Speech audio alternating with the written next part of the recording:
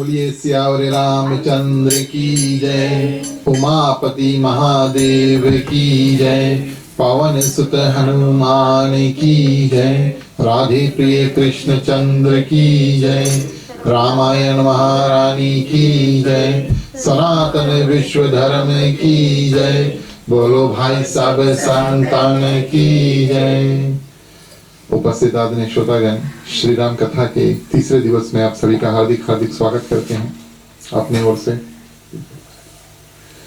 ओर से आदर्श सत्संग रामायण मंडली की ओर से श्रीमान श्रीमती जय नारायण, उनके परिवार, उनके दोनों माता जी यहाँ पर उपस्थित हैं। इन सभी की ओर से आप सभी का हार्दिक स्वागत है। तीसरे दिवस की कथा शुरू करने से पहले प्रिय श्रोतागण, चलिए सबसे पहले जो भी मेवा मिष्ठान प्रसाद बनाया गया है, मुख्य श्रोता के बाद अगर कोई और प्रसाद लेकर आया है, चलिए भोग के द्वारा सब प्रसाद को हम अर्पण करेंगे।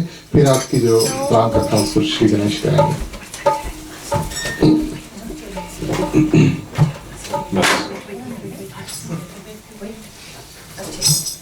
Mark this, 1, 2.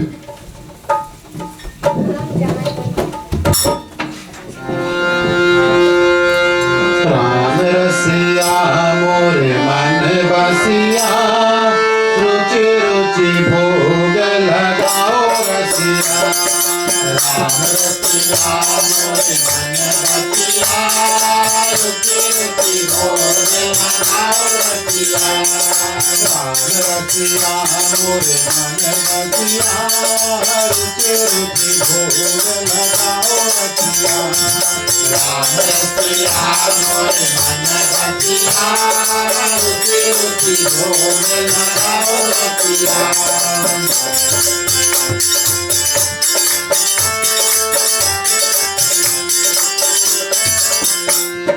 खबरी के बैर सुधामत तांडुल, खबरी के बैर सुधामत तांडुल, खबरी के बैर सुधामत तांडुल, खबरी के बैर सुधामत तांडुल। बांध बांध हर पायो रसिया, रुचि रुचि भोग लगाओ रसिया।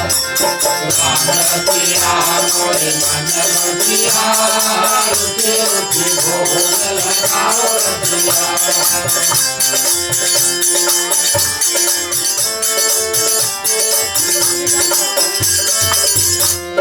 जो मोरे राम जी को भोग लगावे, जो मोरे राम जी को भोग लगावे, जो मोरे राम जी को भोग लगावे, जो मोरे राम जी को भोग लगावे। दूध जाए लख कहो रसिया, रुचि रुचि भोग लगाओ रसिया। राम रसिया मोरे मन बसिया, रुचि रुचि भोग लगाओ रसिया। रुचि रुचि भोग लगाओ रसिया, रुचि रुचि भोग लगाओ रसिया। बोलिए सियावर रामचंद्र की जय।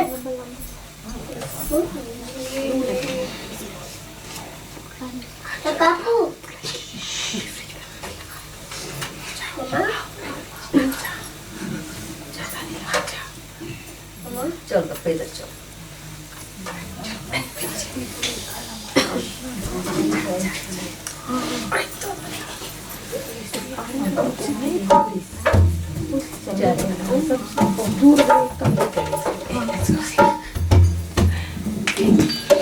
धन्यवाद प्रिय श्रोतागण। चलिए आज की जो श्री राम कथा है, इन सभी में आप सभी का स्वागत करते हैं। आज की जो कथा है प्रिय श्रोतागण, वहीं से शुरू करेंगे जहां पर हमने इसको कल छोड़ा रहा। और आप सभी जानते हैं कि हमारे जो मुख्य यजमान हैं श्रीमती पुष्पावती जी ने, हम आए थे उनके ग्राम में जब बात करने के लिए राम कथा के लिए, तो उन्होंने कहा था कुछ हनुमान जी के जो चरित्र है उसको करना। तो राम कथा का नियम अनुसार प्रिय श्रोतागण, सबसे पहले भगवान शंकर माँ पार्वती को हम विवाह करते हैं, उसके बाद में फिर भगवान श्री रामचंद्र जी का जन्म करते हैं। उसके बाद में प्रिय श्रोतागण, अंतिम सीमा में भगवान श्री रामचंद्र जी और माँ सीता को अयोध्या की राजगद्दी पर बिठाना है। ये 3 कार्य अनिवार्य करने के लिए 2 कार्य हमने कर दिया, यानी कि भगवान शंकर माँ पार्वती का विवाह जो है पहले दिन हमने संपूर्ण किया, उसके बाद में भगवान श्री राम का जन्म का भी कार्य संपूर्ण किया। कथा ऐसे ही चलते रहेगा प्रिय श्रोतागण। और अंतिम दिवस हम क्या करेंगे, भगवान श्री राम और माँ सीता को अयोध्या की राजगद्दी पर बिठा देंगे। वास्तविक तौर पर जैसे हमने आपको बताया, ये जो कार्य हम कर रहे, जिसे हम कथा बताते हैं, ना सिर्फ हम सुनते हैं, लेकिन सुनते सुनते अपने कानों के माध्यम से हम अपने अंदर श्रद्धा और विश्वास, भगवान शंकर माँ पार्वती श्रद्धा विश्वास का रूप है, श्रद्धा विश्वास को अपने मन में कायम करते हैं। तो जिसके मन में श्रद्धा विश्वास है, तब वहां पर भगवान श्री राम का जन्म होगा। जब भगवान श्री राम का जन्म होगा और भगवान श्री राम हमारे हृदय में रहेंगे, तब भगवान श्री राम जाएंगे किसको खोजने के लिए, सीता को खोजने के लिए। इस बात का ध्यान देना, जैसे हमारे हृदय में भगवान श्री रामचंद्र जी आकर बैठ जाते हैं, फिर उनका कार्य होता है माँ सीता को खोज करके लेकर आना। एक बार नहीं, 2 बार। आप सभी जानते हैं, पहली बार जाते हैं जनक नगरी, भगवान श्री राम जाते हैं ढूंढने के लिए, माँ सीता को खोजने के लिए, उनका विवाह होता है। दूसरी बार कब जाते हैं, सीता खोज, यानी कि राजा दशरथ जब उनको चुरा करके लेकर चल देता है। तो अगर किसी भी कारण से हमारे अंदर भक्ति, किसी भी कारण से अगर हमारे अंदर जो भक्ति है प्रिय श्रोतागण गुम हो जाती है, यानी कि चल देती है, अगर किसी भी कारण से हमारे के हृदय के अंदर से भक्ति चल देती है प्रिय श्रोतागण, अगर भगवान श्री राम हमारे साथ में होंगे तो जाकर फिर से ढूंढ करके लेकर आ जाएंगे। राम कथा का यही नियम होता है। जैसे भगवान श्री रामचंद्र जी हृदय में धारण हो जाते हैं, भक्ति यानी कि माँ सीता, जैसे भगवान शंकर और माँ पार्वती श्रद्धा विश्वास के प्रतीक है। नई श्रद्धा है, नई विश्वास है, दोनों को जोड़े तब भगवान श्री राम का जन्म होता है, विवाह के बाद में जन्म होता है ना। इस कारण से भगवान श्री राम को अपने हृदय में बैठा लेते हैं, तब फिर अपने आप हनुमान जी आ जाते हैं। जहां पर भगवान श्री रामचंद्र जी होते हैं वहां पर हनुमान जी होते हैं।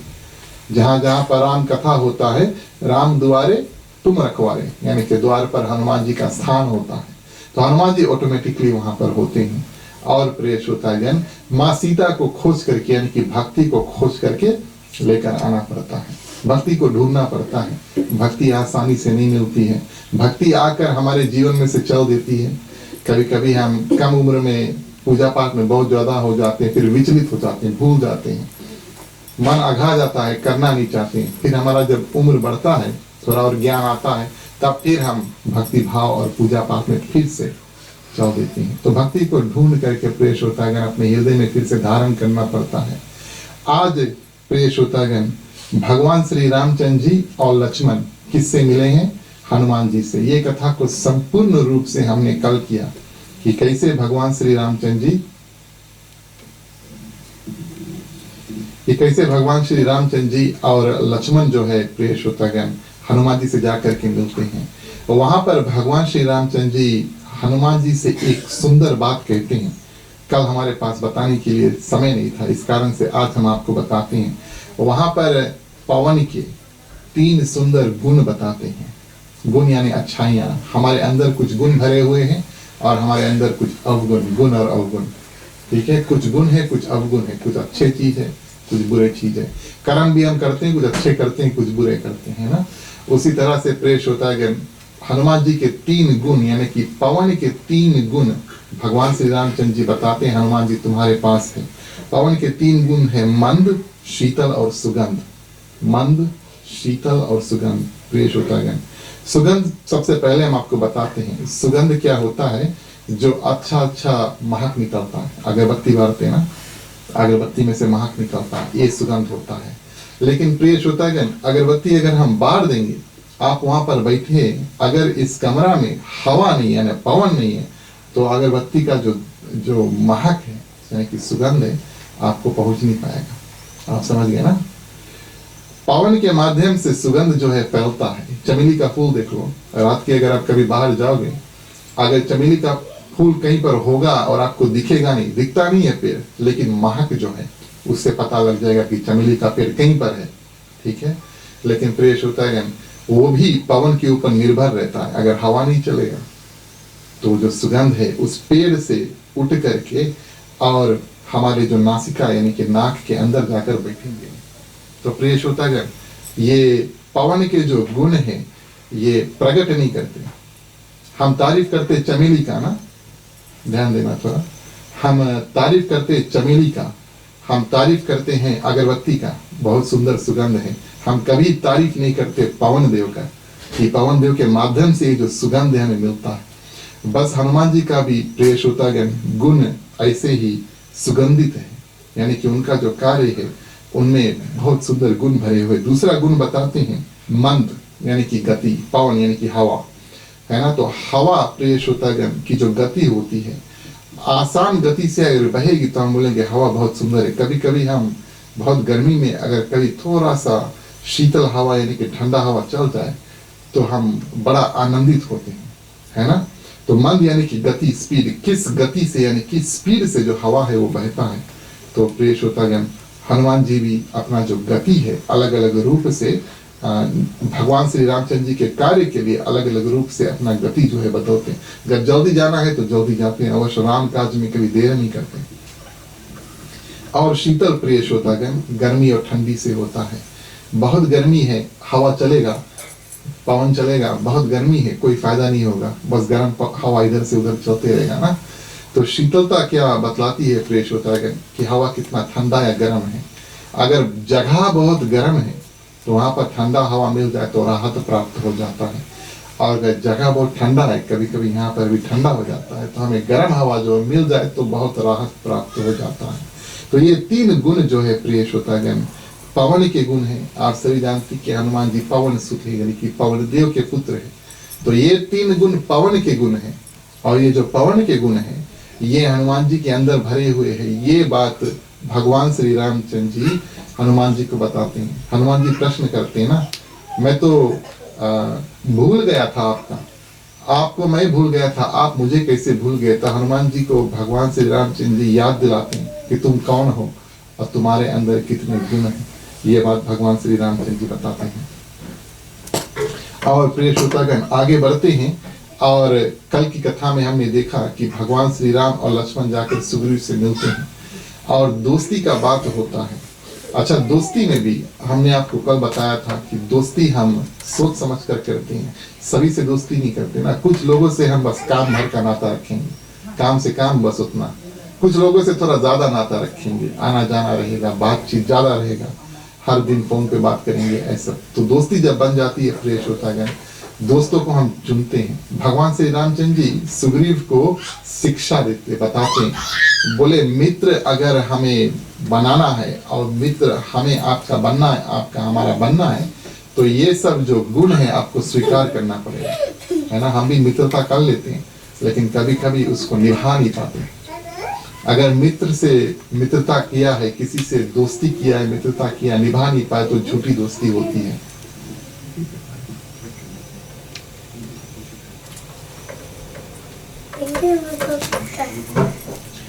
अगर मित्र से प्रिय श्रोतागण दोस्ती किया है और सच्चा दोस्ती किया है तो भगवान श्री रामचंद्र जी बताते हैं कि किस रूप से उस दोस्ती को निभाना है।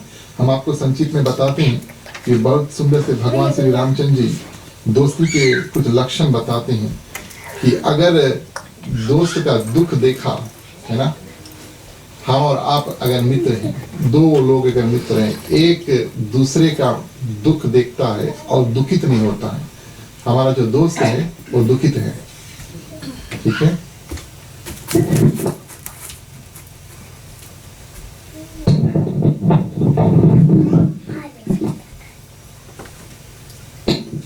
हमारा जो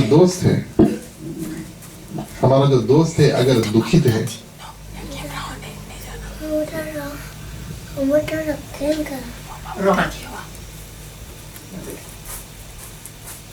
हमारा जो दोस्त है अगर वो दुखित है, अगर हम उसके दुख को देख करके हंसे तो ये बहुत बुरा बात है।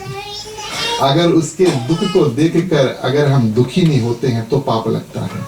दोस्ती का नाता ऐसा होता है। भगवान श्री रामचंद्र जी सुग्रीव को समझाते हैं कि जो दोस्त है उसका दुख देखा, अपने दुख से बड़ा जानना। वास्तविक तौर पर भगवान श्री रामचंद्र जी बताते हैं कि अगर दोनों जन दुखी है, सबसे प्रथम जो है अपने दोस्त का जो दुखड़ा है उसको ठीक करना एक दोस्त का कर्तव्य बनता है। ये बात भगवान श्री रामचंद्र जी बताते हैं। और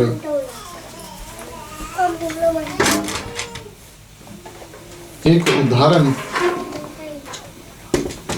उदाहरण हम आपको देते हैं जो ना सिर्फ भगवान श्री रामचंद्र जी बताते हैं लेकिन दर्शाते हैं। ठीक है, ना सिर्फ ये दोस्ती का जो कार्य है प्रिय श्रोतागण, हमने आपसे बताया कि दोस्ती का एक नियम होता है कि अपना दुख को छोटा समझे, अपने मित्र का जो दुख है उसको बड़ा समझे। ठीक है, ये दोस्ती का नियम है। तो भगवान श्री रामचंद्र जी ना सिर्फ बताते हैं लेकिन ये बात दर्शाते भी हैं, दिखाते हैं। अच्छा, कहाँ पर दिखाते हैं आप सोच रहे? तो प्रिय श्रोतागण, एक ऐसा समय आता है जब आप सभी जानते हैं कि मेघनाथ जब शक्तिबान मारते हैं, लक्ष्मण मूर्छित है और हनुमान जी जाते हैं सजीवन बूटी लाने के लिए। वो कथा याद है आपको? अच्छा, जब सजीवन बूटी लाने से पहले जैसे हनुमान जी लक्ष्मण को उठा करके लेकर आते हैं, किसको? लक्ष्मण को, और भगवान श्री रामचंद्र जी के चरणों में रखते हैं, भगवान श्री रामचंद्र जी दो कार्य करते हैं। मन में बहुत दुखित होते हैं और रोते हैं, दो कार्य करते हैं। ध्यान देना, मन में दुखित भी होते हैं यानी कि दुख उपजता है लेकिन रोते भी हैं। अच्छा, दो अलग अलग लोगों के लिए प्रिय श्रोतागण वो कार्य कर रहे हैं। मन में दुखी इस कारण से है कि मेरा जो भाई है वो यहाँ पर नीचे मूर्छित पड़ा है, अगर उसको कुछ हो जाएगा तो मेरा क्या होगा? मेरा सगा भाई है और अगर उसको कुछ हो जाएगा, किस मुंह से मैं जाकर वापस अयोध्या में माताओं को क्या मुंह दिखाऊंगा? इस बात से दुखित है और रोते इस कारण से है कि विभीषण को ऑलरेडी पहले से विभीषण को बता दिया है कि तुम्हें लंका का राजा बना दूंगा। ठीक है, जब विभीषण के बता दिया है कि राजा बना देगा, अगर लक्ष्मण यहाँ पर मूर्छित पड़ा है, अगर उसको कुछ हो जाए तो प्रिय श्रोतागण, मेरा जो वादा है यानी कि भगवान श्री रामचंद्र जी का जो वादा है, किससे किया? विभीषण से किया, वो पूरा नहीं हो पाएगा, उस कारण से रोते हैं। तो अपना दुख इस कारण का है कि मेरा भाई जो नीचे है, लेकिन दोस्त यानी कि विभीषण का दुख क्या है? अब अगर हम रावण का वध नहीं करेंगे तब कैसे मेरा दोस्त जो विभीषण है वो राजा बनेगा? तो ये ना सिर्फ भगवान श्री रामचंद्र जी बताते हैं लेकिन दिखाते भी हैं। बड़े सुंदर रूप से तुलसीदास जी इस बात को बताते हैं कि दुखित तो होते हैं मन में और आंसू भी गिराते हैं। दुख होते हैं कैसे हम जाकर माताओं का मुंह दिखाएंगे, और आंसू गिराते हैं विभीषण के लिए। ठीक है, तो ये मित्र और मित्र के कुछ लक्षण प्रिय श्रोतागण। मित्र का एक गुण भी होता है, जो सच्चा मित्र होता है, दोस्ती अगर करते हैं ना, तो दोस्त का काम होता है कि मित्र को पाप के रास्ते से निकाल कर धीरे धीरे पुण्य के सही कार्य, सही रास्ते में लेकर जाओ। अगर तुम्हारा दोस्त जो है तुम्हें कोई उल्टा रास्ता में लेकर जा रहा है प्रिय श्रोतागण, तो वो सच्चा दोस्त नहीं है। इस कारण से दोस्तों को पहले हम परखते हैं, हम देखते हैं कि हमारे लिए वो क्या कर सकते हैं। वास्तविक तौर पर हम फायदा खोजते हैं ना, सभी से दोस्ती नहीं करते, जिससे हमें फायदा होता है उसी से दोस्ती करते हैं। अब भैया जो कोई तुम्हें नरक के रास्ते में लेकर जा रहा है तो उसके संग आप क्यों करोगे? तो भगवान श्री रामचंद्र जी बड़ा सुंदर रूप से निकालते हैं कि दोस्त का एक गुण होता है कि वो अपने मित्र को पाप के रास्ते से निकाल कर और सही कर्म, सही मार्ग में लेकर जाए। देत लेत शंक न धरहि, लेन देन में कभी शंका नहीं धरना, मन में कभी दुविधा नहीं रखना। तुलसीदास जी बड़ा सुंदर रूप से लिखते हैं, देत लेत शंक न धरहि। पहले दे के बारे में सोचो, फिर ले के बारे में सोचो। ऐसा नहीं कि पहले ले के बारे में सोचो फिर दे के बारे में सोचो। इस कारण से लिखते हैं, शब्द बड़ा सुंदर से लिखते हैं ना, देत लेत शंक न धरहि। शंका नहीं, मन में कोई दुविधा नहीं रखना, पहले दो फिर ले के बारे में सोचना। लेन देन तो होता रहता है प्रिय श्रोतागण, लेकिन हृदय की भावना जो है भगवान श्री रामचंद्र जी बताते हैं, शंका नहीं रखना और देना पहले। ये मित्र के कुछ गुण होते हैं। ऐसा नहीं करना कि आगे मीठा मीठा बात करना, पीछे जैसे घर से चल दे दो चार और अलग अलग बात होने लगते हैं, तो ये मित्र के गुण नहीं होते हैं। और कंजूसी नहीं करना प्रिय श्रोतागण, दोस्तों के साथ कभी कंजूसी नहीं किया जाता है। ये लोभी के गुण होते हैं। लोभी के दो गुण भगवान श्री रामचंद्र जी बताते हैं। सुग्रीव को बड़ी अच्छी तरह से समझाते हैं, सुग्रीव को बड़ा सुंदर रूप से सब कुछ समझा देते हैं, लेकिन फिर भी सुग्रीव भगवान श्री राम का जो कार्य भूल जाता है। आगे कथा में देखेंगे। बाली को तो भगवान से मित्रता करते हैं ना, तो कुछ नियम है पालन करने का तो भगवान श्री रामचंद्र जी सुग्रीव के दुख के बारे में सोचता है। सुग्रीव का दुख क्या है? ऋषिमुख पर्वत पर डर कर बैठा हुआ है बाली के डर से। तो उसको डर हटाने के लिए भगवान श्री रामचंद्र जी बाली को मार देते हैं। तो उसका जो दुख है वो तकलीफ है अंत कर देते हैं। ठीक है, सुग्रीव अब भगवान श्री रामचंद्र जी के दुख के बारे में सोचते नहीं। 4 महीना बीत जाता है, बाली को मार देती हैं। 4 महीना प्रेष होता है। भगवान श्री रामचंद्र जी का कार्य क्या? सीता खोज, माँ सीता किधर है पता लगाओ। ये सब बात प्रेष होता है भूल जाते सुग्रीव 4 महीना के लिए। इस कारण से भगवान श्री रामचंद्र जी सबसे पहले सुग्रीव को समझा देते हैं। तो सुग्रीव ऐसा व्यक्ति है जिसको भगवान ने अच्छी तरह से समझा भी दिया, लेकिन फिर भी भूल जाते हैं।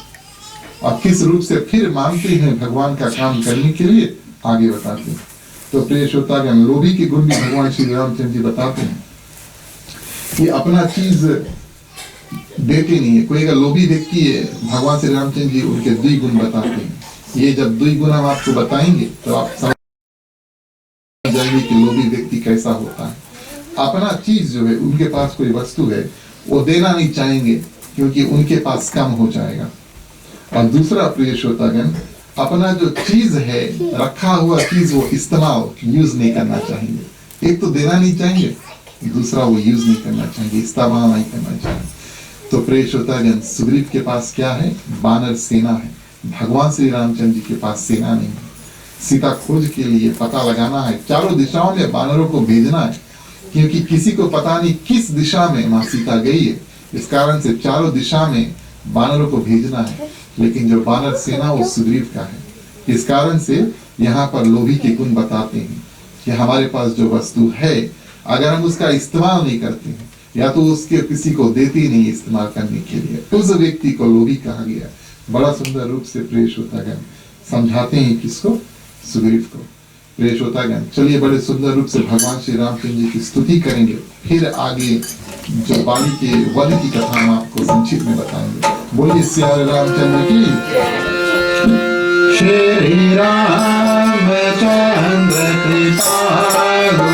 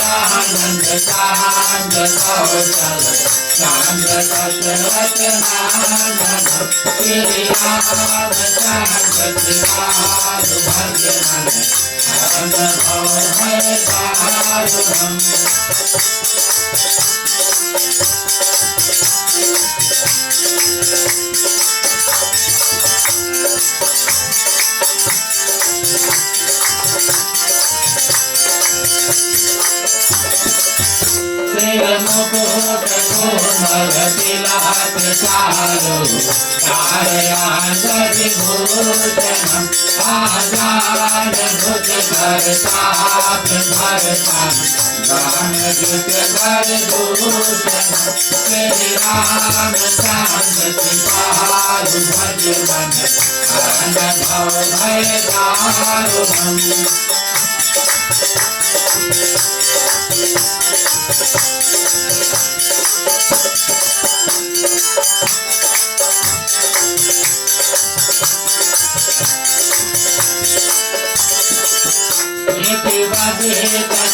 तुलसीदास शंकर क्षेत्र मुनि मन रंजनम मन हृदय प्राण निवास दुर्गा माधि खल बल कांचनम श्री राम चंद्र कृपालु भज मन अनुभव भय दारुणम श्री राम चंद्र कृपालु भज मन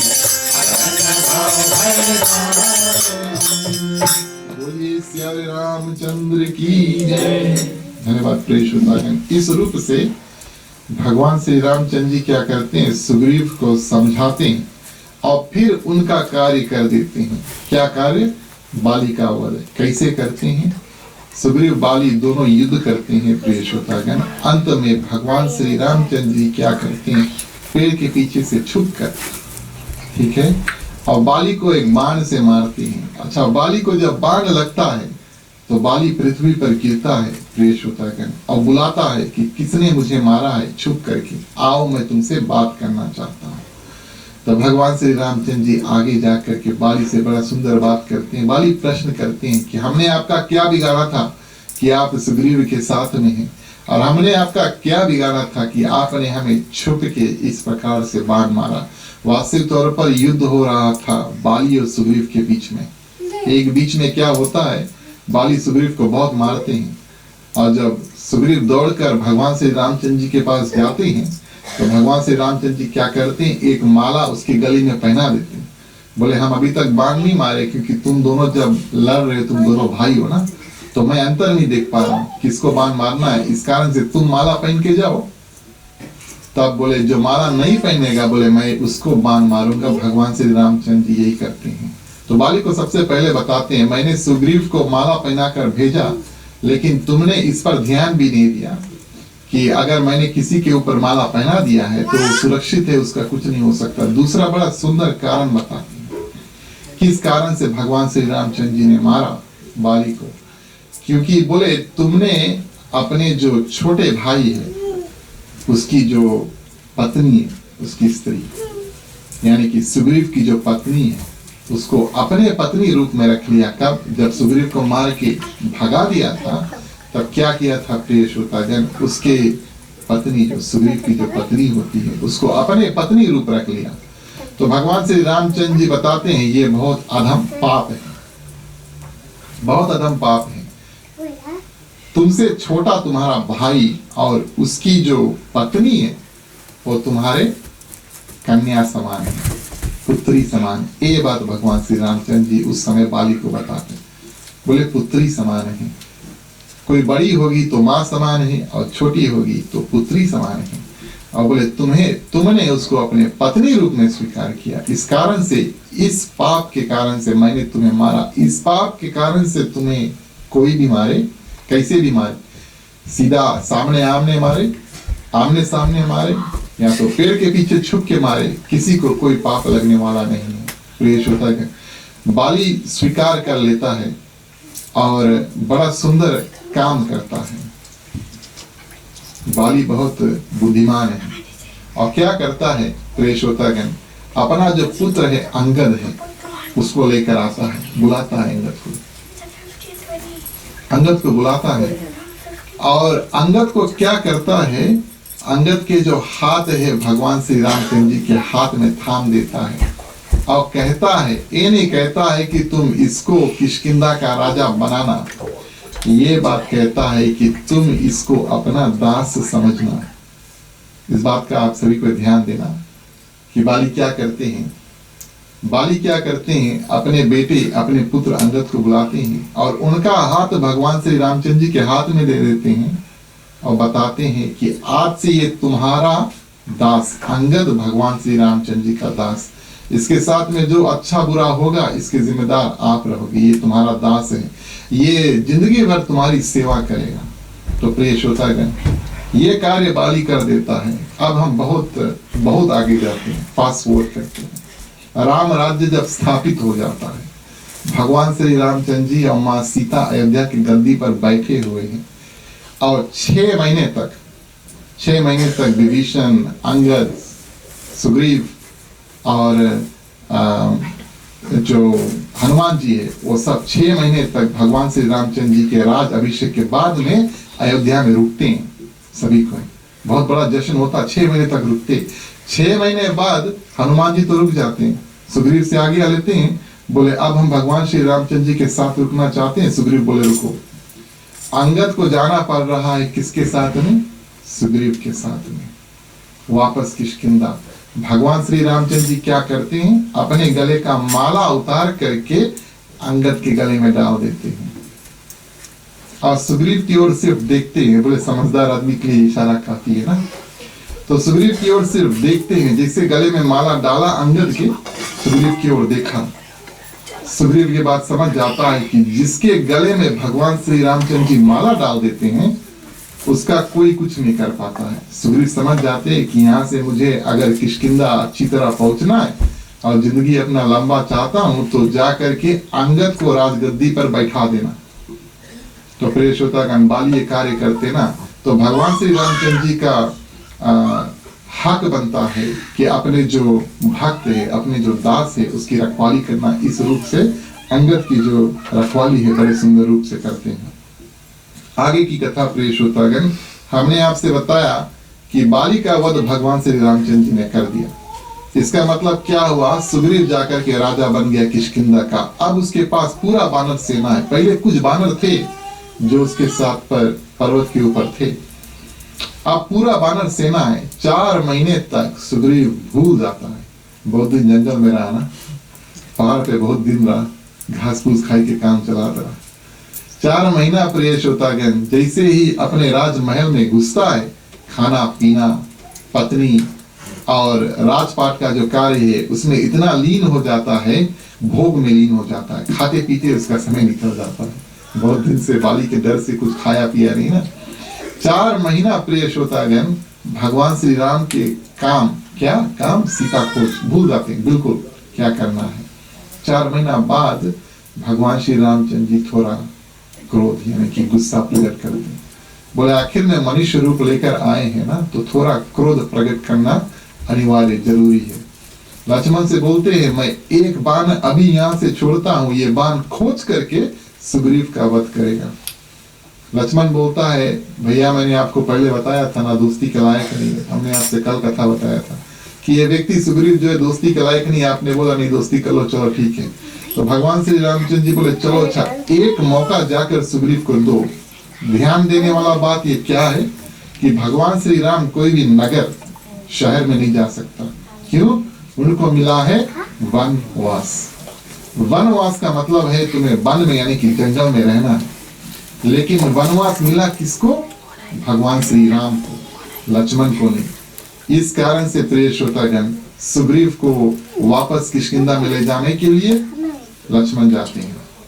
सुग्रीव को डराने के लिए किष्किंधा के नगर में लक्ष्मण जाते हैं। विभीषण का जो राज अभिषेक है वास्तविक तौर पर लंका के जो महल में और रावण के सिंहासन पर विभीषण को बैठाने के लिए कौन जाते हैं? लक्ष्मण जाते हैं, भगवान श्री रामचंद्र जी नहीं जाते। तो बोले जाओ और सुग्रीव को थोड़ा डराओ कि अब हमारा भी कार्य करना है, यानी कि मां सीता को खोजना है। प्रिय श्रोतागण, हम आप सभी जानते हैं कि लक्ष्मण थोड़ा क्रोधित व्यक्ति, अपने नाक पे गुस्सा रखा है, बहुत ज्यादा गुस्सा उसके नाक पे रखा हुआ ना। शेष नाग, आप सभी जानते हैं नाग जो होता है, सांप जो होता है, उससे कोई बचता नहीं है। क्यों? उसके अंदर बहुत क्रोध भरा हुआ ना, कब काट ले कोई पता नहीं लगे।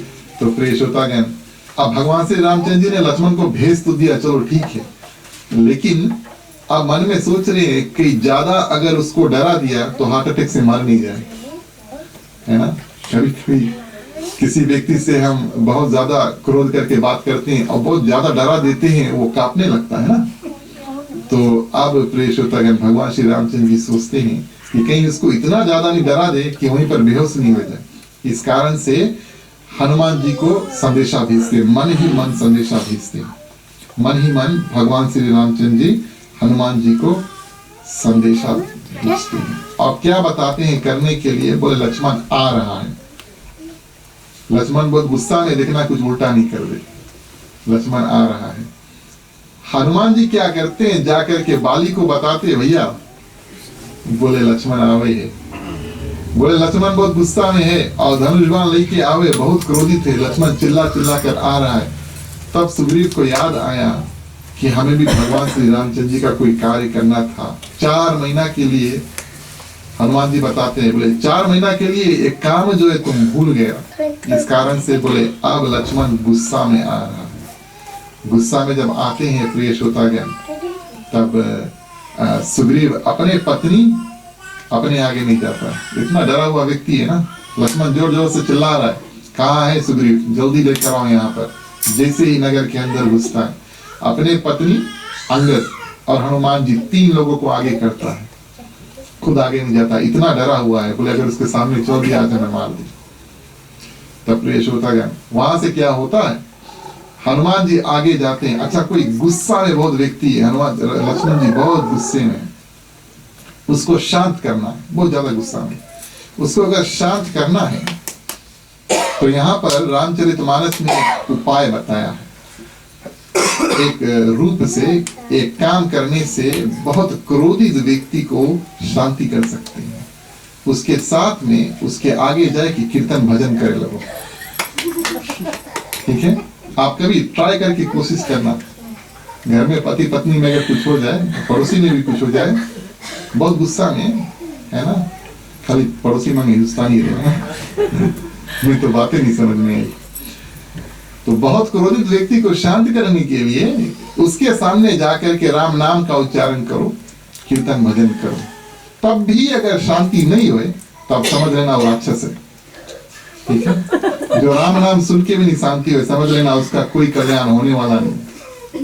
ठीक है, रामचरितमानस की बात है।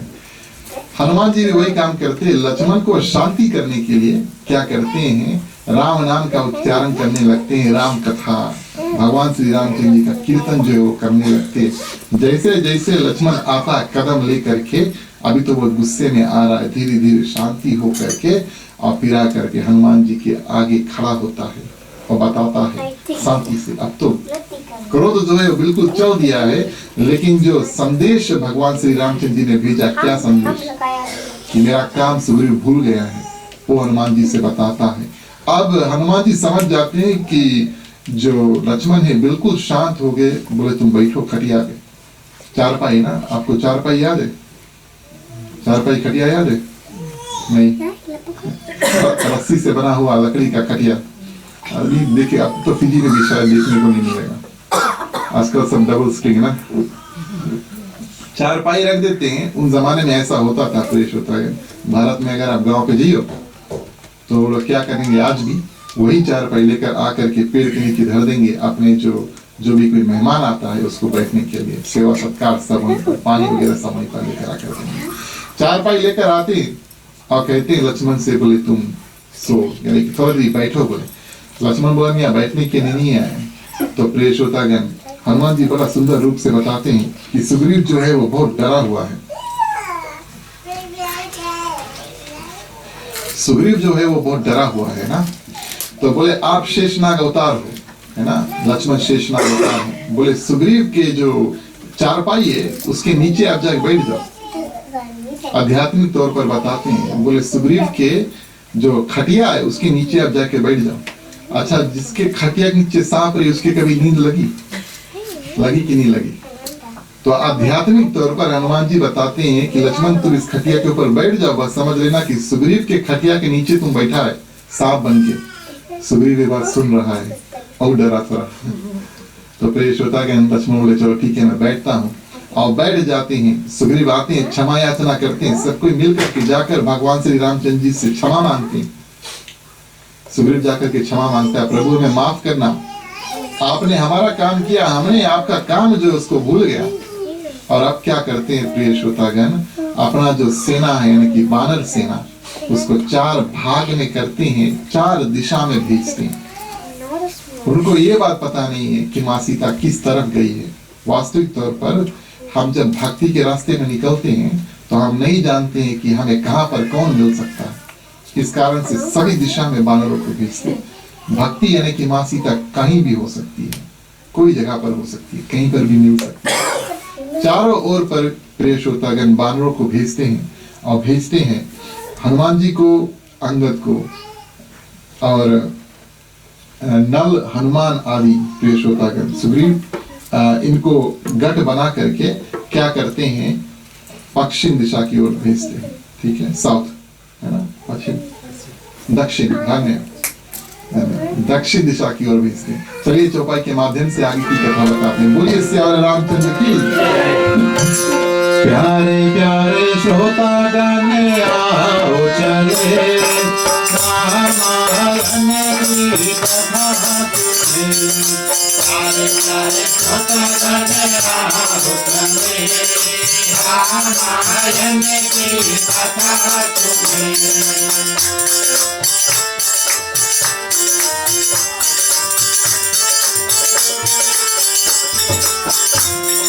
मंगल में रामायण नाम साधु प्रथम में कीर्तन रामायण सुर तरु की छाया दुख भय दूर निकट दोहारा। प्यारे प्यारे श्रोतागण आओ चले रामायण की कथा सुने।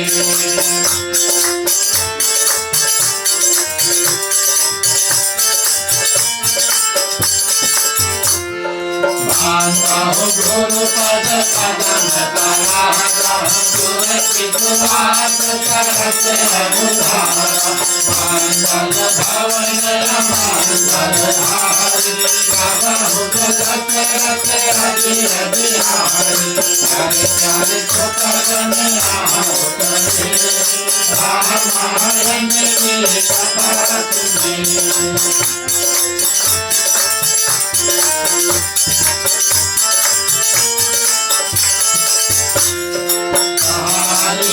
पत सुना हनुमाना साधु प्रसाद रहा बलवाना। पवन तनय बल पवन समाना बुद्धि विवेक विज्ञान निधाना। प्यारे प्यारे श्रोतागण आओ चले रामायण की कथा सुने।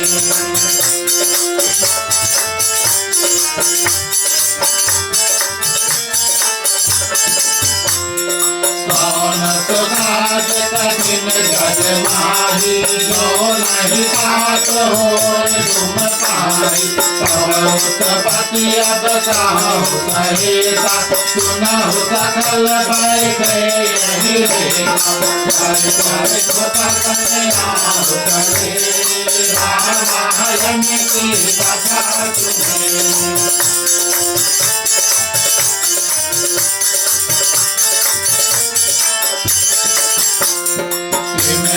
एक पर्वत के पास आकाश के तप तेज प्रकाश विगरत आवत के सब आयवर के सब मृत प्रधान।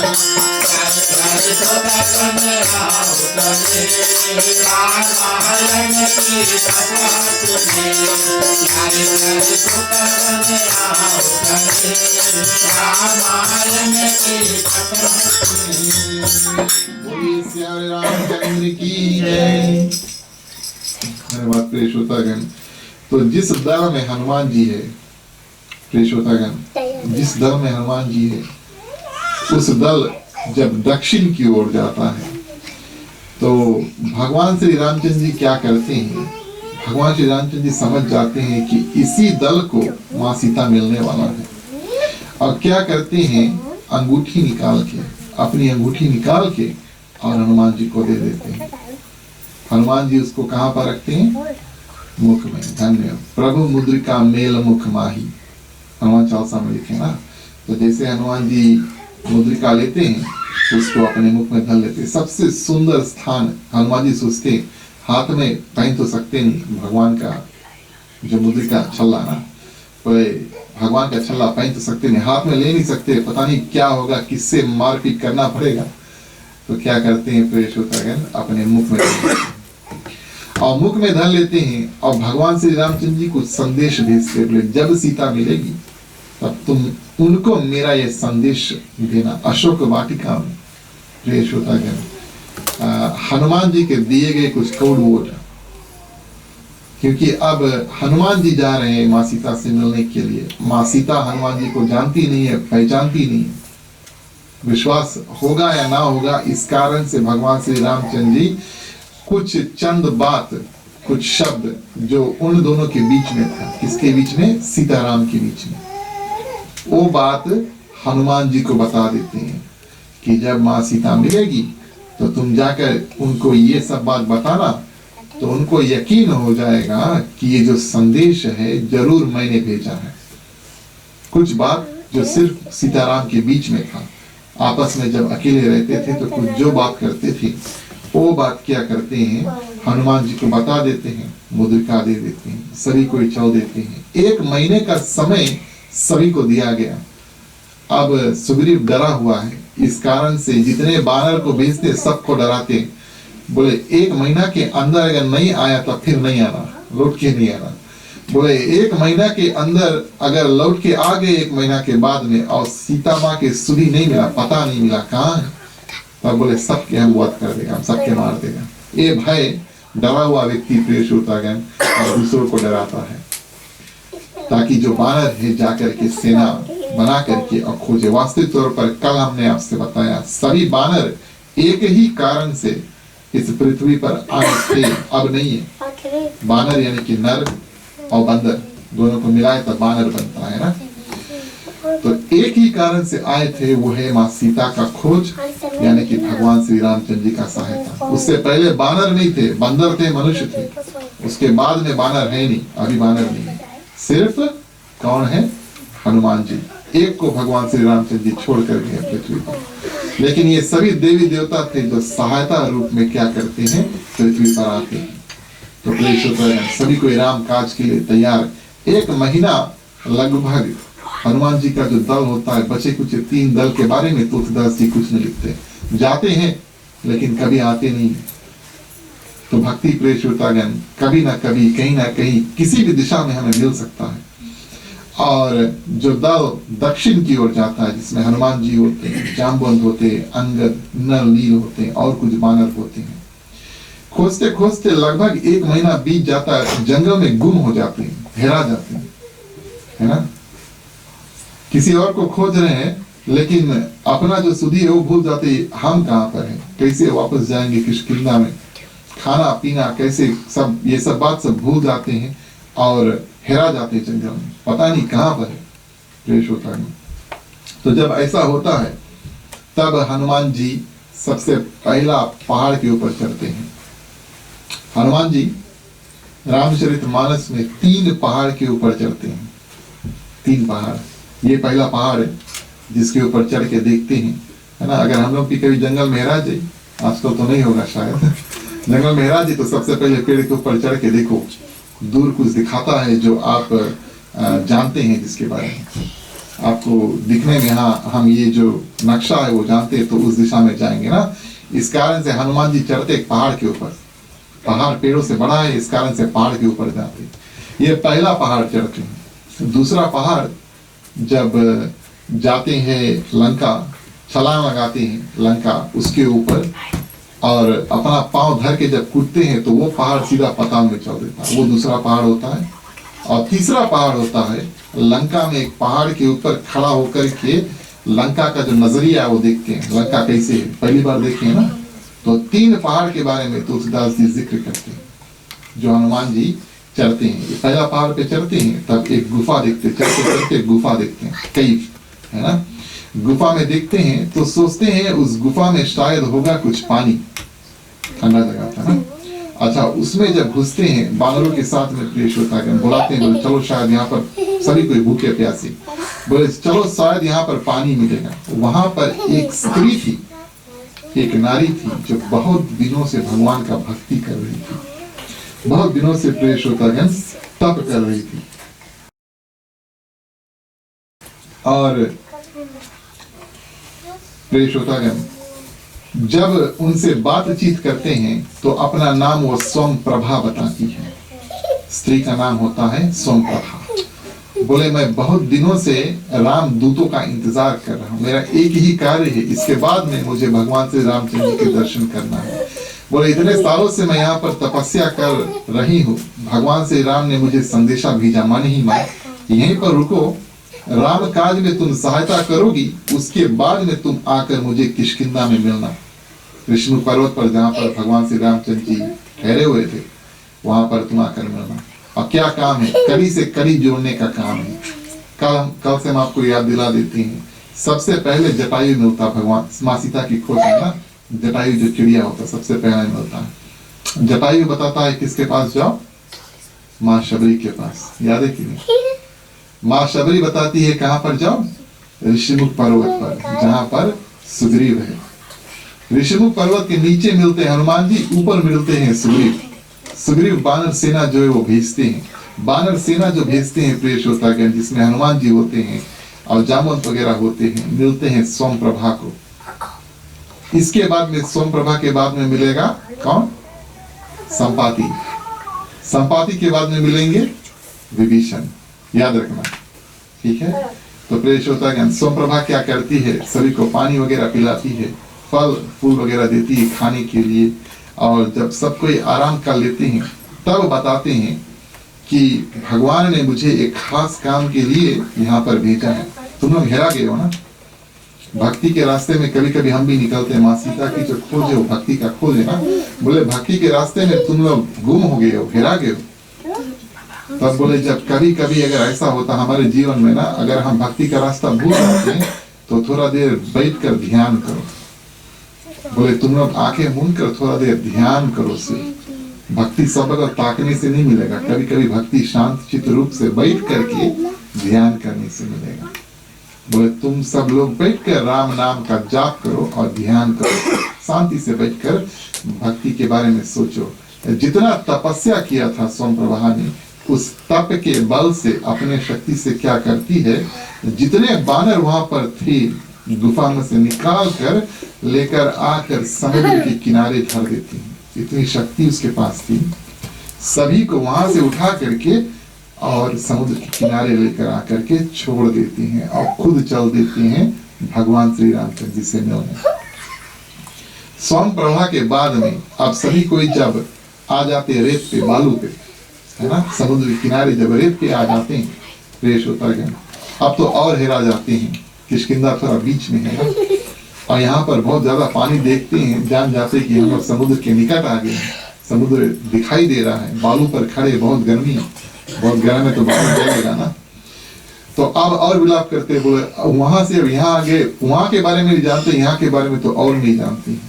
तो प्रिय श्रोतागण सभी कोई और दुखित हो जाते हैं, और जब दुखित हो जाते हैं प्रिय श्रोतागण, तब अंगद के जो आंख है उसमें आंसू आ जाते हैं और कहते हैं कि दोनों प्रकार से हमारी मृत्यु हो जाएगी। समय भी बहुत नहीं बचा, 1 महीना का समय दिया था ना, सुग्रीव ने 1 महीना का समय दिया था। बोले अगर वापस किसी भी तरह पहुंच गए तो वहां पर सुग्रीव मार देगा, नहीं पहुंचे तो यहीं पर जो खारा पानी उसको पी करके मर जाएंगे। तो प्रिय श्रोतागण सुग्रीव जब इस तरह से रोने लगता है तो जामवंत उसको समझाने की कोशिश करता है, और अंगद एक बहुत सुंदर बात बोलता है। बोले धन्य है वो जटायु, धन्य है वो जटायु जो अपने प्राण त्यागे थे भगवान श्री राम के चरणों में। जटायु का नाम सुनता है एक गिदड़, एक और चिड़िया, उसका नाम होता संपाति। वो भी समुद्र के किनारे रहता था, वो उड़ नहीं पाता है। क्यों नहीं उड़ पाता आगे बताएंगे। वो उड़ नहीं पाता है, बानरों को अचानक से देखता वहां पर आ गया, बोले चलो आज हमें थोड़ा खाना मिल गया, बहुत दिन से खाना नहीं खाया।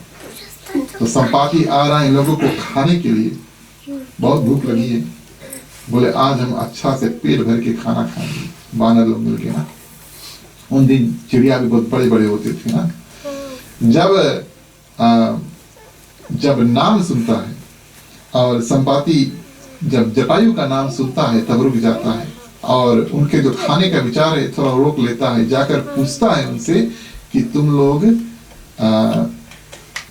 इस जो जटायु है उसको कैसे जानते थे।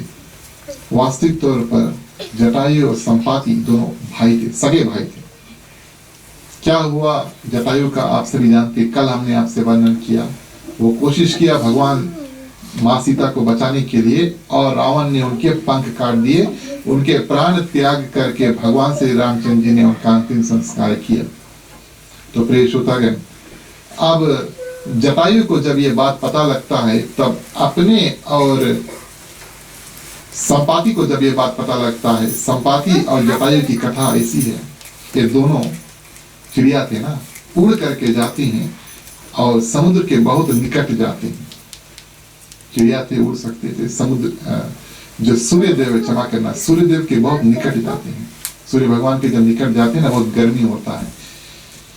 तो जटायु था, समझदार था ना, वो गर्मी सह नहीं सका और वो जान जाता है कि वो जल जाएगा, वापस आ जाता है, वापस आकर और जंगल में रहने लगता, उड़ता है, चलो ठीक है।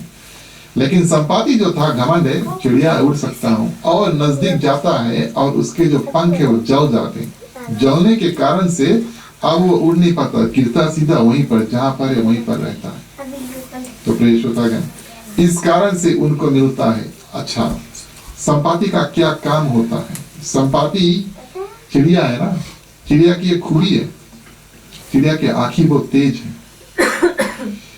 तो संपाति बताता है समुद्र के तट पर और बोले लंका में अशोक वाटिका में बैठी है माँ सीता, बोले अभी अभी हम यहाँ से खड़ा होकर देख सकते हैं। उनकी आंख इतना तेज थे, उनकी आंख इतना तेज थे कि वो भारत से बैठ करके और लंका में माँ सीता कहाँ पर है, अशोक वाटिका में बता देते, वहां पर बैठी। जो बानर सेना यहाँ पर आए थे, अब सबको थोड़ा पता लग जाता है कि माँ सीता किधर है, लेकिन फिर भी जाना है, जाकर के खोजना है कि सही रूप से माँ सीता है, सुरक्षित है, किस कारण से। अच्छा, पता लग गया कि माँ सीता किधर है, चलो ठीक है, लेकिन क्या काम था लंका जाने का? प्रिय श्रोतागण, तुलसीदास जी 4 कारण बताते हैं। पहला कारण बताते हैं कि बोले रावण को एक और मौका दे दो, है ना, एक और मौका बोले दे दो कि माँ सीता को वापस कर दो, तब युद्ध नहीं होगा। दूसरा कारण बताते हैं कि रावण को संदेशा भी दे दो। जब युद्ध किया जाता है ना, एक राजा दूसरे राजा से जब जाकर युद्ध करते हैं तो पहले संदेशा भेजते हैं कि तुम अपना राजपाट जो है हमें समर्पण कर दो तो ठीक है, नहीं तो हम आकर के युद्ध करेंगे, या तो समर्पण कर दो या तो युद्ध की तैयारी करो, तब आएंगे। ऐसे नहीं कि अचानक से आक्रमण कर देते हैं ना, तो पहले तैयारी करते हैं तब फिर जाकर युद्ध करते हैं। तब बोले रावण को एक संदेशा दे दो कि भगवान श्री रामचंद्र जी आएंगे और तुम तैयार रहे, अपनी सेना जो है वो तैयार कर लो। और तीसरा जो काम है प्रिय श्रोतागण, अब यहाँ तक आ गए ना, समुद्र के तट तक आ गए, बोले चलो अगर हो सके, लंका के बारे में कोई कुछ जानता नहीं, बोले चलो अगर हो सके लंका जाएंगे, कोई मिल गया जो हमें लंका के बारे में बताएगा, खास तौर से सेना के बारे में बताएगा, सेनापति कितने हैं, सेना कितना बड़ा है, कितने शक्तिशाली है, कौन कौन हथियार वगैरह इस्तेमाल करते हैं। तब बोले हमारा जो वानर सेना है पूरे तैयारी के साथ में आएगा। इस कारण से जब प्रिय श्रोतागण हनुमान जी जाते हैं, विभीषण से मिलते हैं, विभीषण सब बात हनुमान जी को बता देते हैं। वही सब बात हनुमान जी आकर के सुग्रीव और भगवान श्री रामचंद्र जी को बताता है। उसी तरह से जो सेना है, वानर सेना की तैयारी करके लंका लेकर जाते हैं। और प्रिय श्रोतागण, चौथा और बहुत मुख्य कारण, काफी समय बीत गया है ना, लगभग 4 महीना बीत चुके हैं जब रावण माँ सीता को हर के और लेकर चल दिया है। माँ सीता को जा करके संदेशा अवश्य देना है, संदेशा ये देना है कि आप कुछ उल्टा सीधा नहीं कर बैठना। दुख में लोग पता नहीं क्या नहीं कर लेते ना, तो बोले दुख तकलीफ है आपका, लेकिन आप कुछ उल्टा सीधा नहीं कर लेना, अपने प्राण वगैरह नहीं त्यागना। भगवान श्री रामचंद्र जी अवश्य आएंगे। अभी तक माँ सीता को पता नहीं है कि भगवान श्री राम कहाँ है, कैसे हैं, आएंगे नहीं आएंगे। बोले जा करके उनको ये संदेशा दे दो कि अवश्य आएंगे, ताकि वो कुछ उल्टा ना कर बैठे। इस कारण से प्रिय श्रोतागण, लंका जाना अनिवार्य है। प्रश्न ये उठता, क्वेश्चन है कि भैया जाए कौन जाएंगे लंका? तो प्रिय श्रोतागण, सभी बानर जो वहां पर थे अपनी अपनी शक्ति के बारे में बताते हैं। जामुन बताते हैं बामन देव जब 3 पग पृथ्वी मांगते हैं और अपना विराट रूप बनाते हैं, बोले 7 बार मैं उनके राइट राउंड घुमा उड़ करके, मेरे पास इतनी शक्ति है। ये बात बताते ना, तीनों लोग को बोले मैं 7 बार घूम चुका हूँ, लेकिन अब थोड़ा वृद्ध यानी कि बूढ़ा हो चुका हूँ। अंगद बताते हैं मैं जाऊंगा, पता नहीं वापस आ पाऊंगा या नहीं। कुछ बानर बताते हैं आधा दूर जा सकते हैं। तो प्रिय श्रोतागण, हनुमान जी बिल्कुल चुप है। हनुमान जी का स्वभाव ऐसा है ना। यहाँ पर क्या होता है, हनुमान जी को उसके पास कितना शक्ति है उसका अनुमान नहीं है। आप सभी जानते हैं कि उड़ करके और कंधों पर बैठा करके भगवान श्री राम और लक्ष्मण को ऊपर ले गए थे सुग्रीव से मिलने के लिए। तो उड़ने की शक्ति अवश्य है। कितना लंबा उड़ सकते हैं, कितना ज्यादा देर तक हवा में रह सकते हैं। प्रिय श्रोतागण, ये सब बात का अनुमान शक्ति है, लेकिन ये बात नहीं जानती कितना शक्ति है। हनुमान जी ऐसे व्यक्ति है प्रिय श्रोतागण कि वो चुप बैठेंगे। अगर वो कार्य कोई कुछ कर नहीं पाएंगे तो जल्दी से खड़ा झाम कर लेंगे। अगर उनको पक्का यकीन है कि उनके पास उतनी शक्ति है, तभी वो कार्य जा करके करेंगे। तब जामवंत क्या करते हैं प्रिय श्रोतागण, याद दिलाते हैं। किसको याद दिलाते हैं? जामवंत याद दिलाते हैं किसको? हनुमान जी को, कि तुम्हारे पास बहुत शक्ति है। और बोले जब तुम छोटे थे तब तुम्हें एक छोटा सा श्राप मिला था। हनुमान जी के जो उत्पत्ति की जो कथा है वो जामवंत पहले सबसे पहले सुनाते हैं। और केसरी एक बानर था प्रिय श्रोतागण, जो कुछ ऋषियों को हाथी से बचाया था। ठीक है, केसरी जो बानर था कुछ ऋषियों को जब हाथी से बचाता है तो ऋषि उनको आशीर्वाद देते हैं कि जैसे तुमने हाथी को रोका था, अपने हाथों से ना हाथी को रोका था, उतना शक्ति तुम्हारे पुत्र में होगा। ये वरदान हम देते हैं कि तुम्हारा जो पुत्र है वो पवन देव जैसा शक्तिशाली होगा। इस कारण से पवन देव जाते हैं मां अंजनी के पास। मां अंजनी तपस्या कर रही थी, पवन देव आकर के उनके साड़ी को खींचते हैं और अंजनी माता उनको श्राप देने वाली थी। तब पवन देव अपना रूप दिखा करके बताते हैं कि माता आपको आपके पति को वरदान मिला है। तो बोले अभी नहीं, जब मैं गर्भवती होंगी तब आकर तुम अपना जो शक्ति है वो मेरे अंदर समा देना, ताकि मेरा जो पुत्र है शक्तिशाली हो। तो ये जो उत्पत्ति की कथा है प्रिय श्रोतागण, ये याद दिलाने के लिए क्या करते हैं, जामवंत हनुमान जी को बताते हैं। और हनुमान जी के जो जन्म की कथा आप सभी जानते, थोड़ा मतभेद है। सनातन कैलेंडर देखियो तो हनुमान जयंती 2 बार आए है ना। एक रामनवमी के समय आता है और एक दिवाली के समय आता है। तो दोनों रोजन क्या करते हैं, और हनुमान जी का जयंती यानी कि जन्मदिन है ना, जन्मदिन उसको और हम मनाते हैं।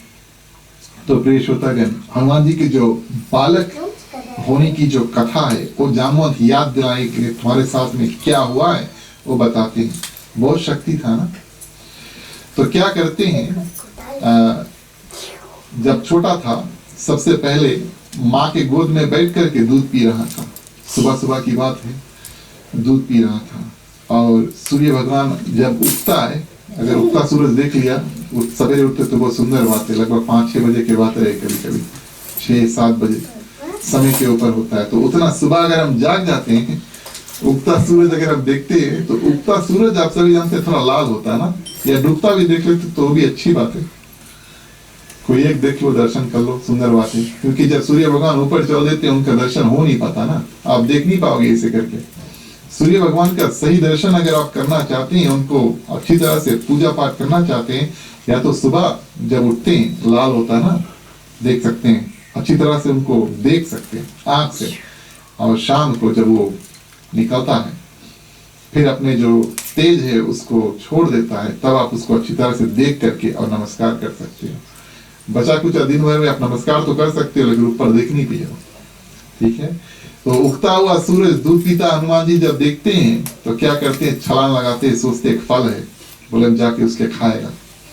और वास्तविक तौर पर उनके पास इतना शक्ति होता, उड़ने की शक्ति था, है ना, पवन देव के पुत्र है। जाकर के प्रिय श्रोतागण सूर्य भगवान को निगल लेते हैं, यानी कि अपने मुख में धर लेते हैं, है ना। अच्छा, मुख में धर लेते हैं, चलो ठीक है। उनके पास अलग अलग प्रकार की शक्ति है प्रिय श्रोतागण, हम बताएंगे कि क्या क्या शक्ति उनके पास है। पहला पहल जो उगता हुआ सूरज है अपने मुख में धर लिया। सूर्य भगवान अगर नहीं रहेंगे तो पृथ्वी के ऊपर बहुत तकलीफ होगा, बहुत बहुत ज्यादा तकलीफ होगा। एक भी दिन अगर प्रिय श्रोतागण सूर्य भगवान की जो गर्मी है हमें नहीं प्राप्त हुआ तो हमारा जो जीवन है वो उल्टा पुल्टा हो सकता है ना। ये जो समुद्र है उसमें बर्फ जम जाएगा, ये हम नहीं बता रहे, ये साइंटिफिक बात है। सूर्य भगवान की जो गर्मी है वो आवश्यक है हर दिन हमें मिलने के लिए। अगर नहीं मिला, एक दो दिन भी अगर नहीं मिला प्रिय श्रोतागण तो ये प्रलय का बात होगा पृथ्वी की, ये साइंटिफिक बात है, इसमें कोई संदेह नहीं है। अच्छा, जैसे प्रिय श्रोतागण जैसे हनुमान जी निगल लेते हैं, इंद्र भगवान क्रोधित होते हैं। इंद्र भगवान और उनके जो बचे कुछ देवता हैं, उनका काम है अलग अलग रूप से सृष्टि को चलाना। आप सभी जानते हैं न्यूज़ में भी इलेक्शन हुआ ना, क्या कौन बने हमारे प्राइम मिनिस्टर, किसी को याद है? धन्य जसिंदा आर्यन ना। तो उसी तरह से प्रिय श्रोतागण इंद्र भगवान है प्राइम मिनिस्टर, देवताओं के प्राइम मिनिस्टर। उनके पास है अलग अलग मिनिस्टर, अलग अलग काम करने के लिए, है ना। जैसे आप सभी जानते हैं फाइनेंस मिनिस्टर है, उनका कार्य होता है फाइनेंस का। पवन देव है, उनका काम है पवन को चलाना। सूर्य भगवान है, उनका काम है सूर्य को चलाना, रथ लेकर चलाते हैं ना, रथ लेकर चला करके और पृथ्वी को गर्मी प्रदान करते हैं। ये सूर्य भगवान का काम होता है। अलग अलग देवी और देवताओं के अलग अलग काम है। और यहाँ पर प्रिय श्रोतागण इंद्र भगवान जब क्रोधित होते हैं तो अपना वज्र मारते हैं, उनके पास हथियार होता है, और हनुमान जी के जब मुख में लगता है तो बेहोश होकर के और गिर जाते हैं। पवन देव क्रोधित होते हैं, उनका पुत्र है, और वहां पर बेहोश पड़ा है। हवा की जो गति है वो रोक लेते हैं, वो इसीलिए एक दुख था। एक दुख पृथ्वी को मिला जब हनुमान जी सूर्य भगवान को निगल लेते हैं, क्योंकि उगता हुआ सूरज अब है ही नहीं है, सूरज है ही नहीं है, क्योंकि हनुमान जी उसके खालिस। और दूसरा दुख मिलता है प्रिय श्रोतागण, पवन देव अब गुस्से में आकर हवा की गति रोक लेते हैं। अच्छा, अगर हवा की गति रोक ली है तब तो और काल पड़ गई, कैसे सांस नहीं ले पाई हो ना। हवा चले, देखिए हवा को हम देख नहीं सकते, कोई भी हवा को देख नहीं सकता, लेकिन हम अनुभव कर सकते हैं। हवा अगर नहीं रही तो हमें बहुत जल्दी पता लग जाए हवा नहीं है। जोर से चली तो हम बताएंगे भैया कैटेगरी 5 कैटेगरी 4 साइक्लोन है। ये सब हवा का करामात है। हवा को नहीं देख सकते, लेकिन वो काम क्या करता है वो हम देख सकते हैं। और हवा की गति जब रोक लेते हैं, यानी कि हवा कहीं पर चलता नहीं है, इसका ये मतलब होता है कि पृथ्वी पे जितने जीव जंतु है सब दुख काटने लगते, कोई सांस नहीं ले पाता। हवा चलता है, इस कारण से हम अपने नाक में खींच लेते हैं ना, इसी कारण से खींच लेते हैं। तो हवा रुक जाएगा तो कैसे खींचेंगे हम उसको। सभी पृथ्वी के जितने प्राणी हैं, अच्छा ये बात भी निश्चित है कि जो भी प्राणी पानी के अंदर रहते हैं वो भी तकलीफ काटते हैं, उनको भी ऑक्सीजन की आवश्यकता है ना, वो भी पानी में से ऑक्सीजन निकालते हैं। पानी में ऑक्सीजन कम होगी तो भैया उनका भी दुख तकलीफ हो जाएगा। इस कारण से प्रिय श्रोतागण पवन देव जब दुखित होता है, अब इंद्र भगवान का क्रोध शांत होता है और देवी देवता सभी कोई मिल करके जाते हैं प्रार्थना करने के लिए पवन देव से कि इंद्र भगवान थोड़ा क्रोधित व्यक्ति है, वैसे वो जो भी उसकी गुस्सा आ जाए ना, सबसे पहले पवन देव से बोले एक तो तुम्हारा लड़का, बोले सूर्य भगवान के निगल, फिर बोले तुम हवा रोक दिया, ये सब क्या हुए है।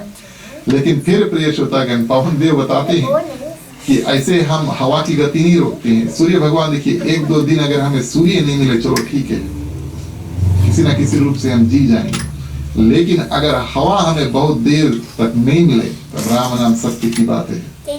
तो पवन देव बोले कि पहले तुम्हें हमारा बात मानना पड़ेगा। क्या बात मानना पड़ेगा? बोले मेरा बेटा वहां पर बोले मूर्छित पड़ा है, पहले उसको तुम्हें ठीक करना पड़ेगा। इंद्र भगवान बोले चलो ठीक है। अपने जो ब्रज है, वज्र है, उससे उसको मुक्त करते हैं और हनुमान जी बिल्कुल ठीक हो जाते हैं। बोले हवा की गति रोको? बोले नहीं अभी नहीं। जितना देवी देवता आए थे वहां पर सबसे बोलते हैं तुम्हें अलग अलग शक्ति हनुमान जी को प्रदान करना पड़ेगा। तो ये कथा क्या बताती है प्रिय श्रोतागण? हनुमान जी के पास कितनी शक्ति, कौन ने उसको किस रूप की शक्ति दिया है। और ये कथा बहुत जरूरी है जामवंत को हनुमान जी को बताने के लिए। अगर हम आपको बताएं कि आप पानी के अंदर सांस ले सकते हैं, अगर बताएं तो हम बता नहीं रहे, अगर हम बताएं और अगर आप विश्वास कर लेते हैं तो आप जरूर जाकर के पानी के अंदर सांस ले लीजिए, ठीक है? अगर हम बताएं और आप विश्वास कर लिए, हम नहीं बता रहे, टेस्ट नहीं करना, हमारा नाम नहीं लगाना कुछ भी। कहने का यह मतलब है कि जामवंत हनुमान जी को बताते हैं तुम्हारे पास इतनी अलग अलग शक्तियां हैं ताकि वो राम काज में यानी कि मां सीता की खोज में वो अलग अलग जो शक्तियां हैं वो इस्तेमाल करें। क्या क्या शक्तियां हैं प्रिय श्रोतागण? चलिए आखिरी चौपाई के माध्यम से आपको बताते हैं। बोलिए सियावर रामचंद्र की।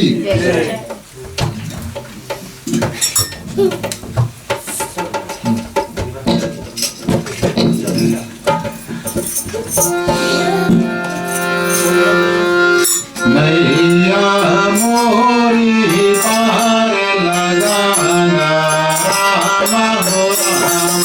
नैया मोरी पार लगाना राम हो राम। नैया मोरी पार लगाना राम हो राम। नैया मोरी पार लगाना राम हो राम।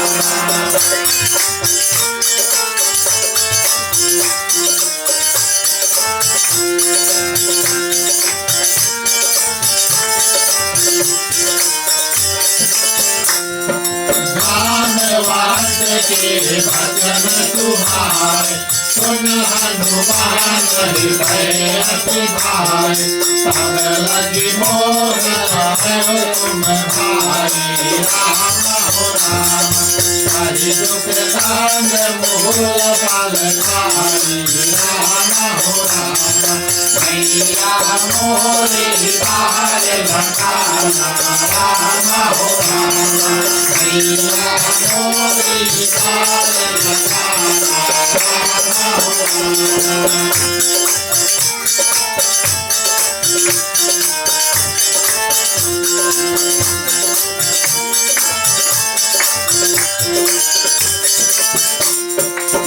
लगिया बहु सीता ही देखी होए काज मन हर्ष विशेषी। आज काही नाय सबन कहा माता राम हो राम। चले हार करी धरे रघुनाथा राम हो राम। मैया मोरे पार लगाना राम हो राम। मैया मोरे पार लगाना राम हो राम।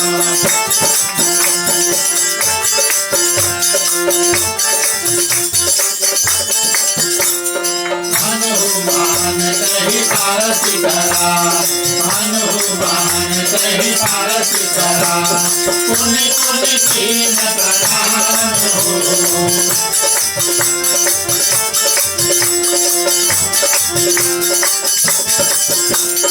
राम काज की नए बिना।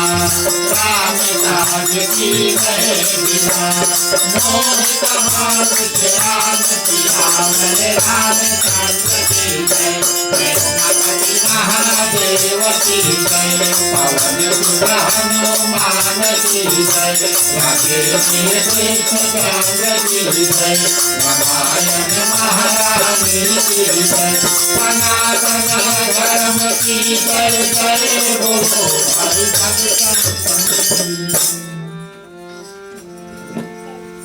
धन्यवाद प्रिय श्रोतागण। तो इस रूप में क्या करते हैं, अलग अलग देवी देवता अभी पवन की यानी कि हवा की गति रोक के रखें।